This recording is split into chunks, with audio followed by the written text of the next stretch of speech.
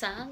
Deməli, bugün cəzalı cips haqqımı oynuyoruz. Acı biberlə. Biberimiz də buradadır. Həcə qoy görək biberini. Gör neçədən qoyacaq. Neçədən qoyacaqız? Sən də yeyə bilərsən də, yəni onu fikirləşərək qoy. Nədir o? Bir dənə. Bu da güvənmirsən özünə.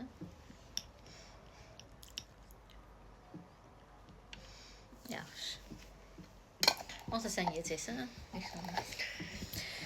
Neyse halim çıksın halim. Onda sən başla. 5 3 4 5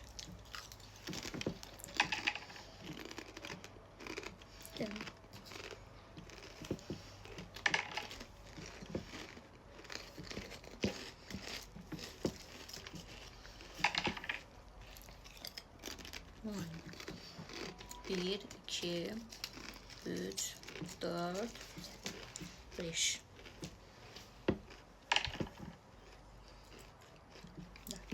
İstəyim, o sən gələcək.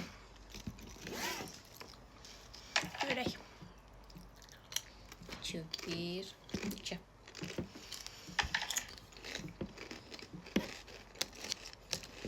Dört gəlir, Allah haqqını xeyir versin. 6 gəlsə sonra sən yeyəcəksən, bilirsən də. Bu yer, eğer bir dənə qalsa, bir dənə çıxmağı gözləyəcəyik.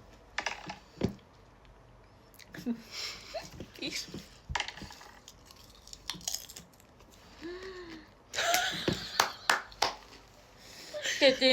Dedim sən yeyəcəksən. Ye. Ay tamam, bəlkə Hara bilin aparsan? sən yesin. Yox, ye. Aç ağzını. Bunları yeməsən də olar. Yox, yemək istəyirəm. Bunları yeməsən də olar. Acısını hafiflətsin deyə eləyir.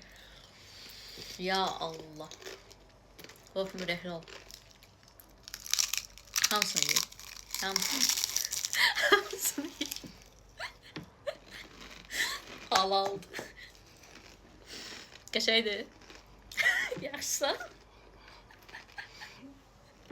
Neyse, xərcə. Allah o deyil. Sağ olun.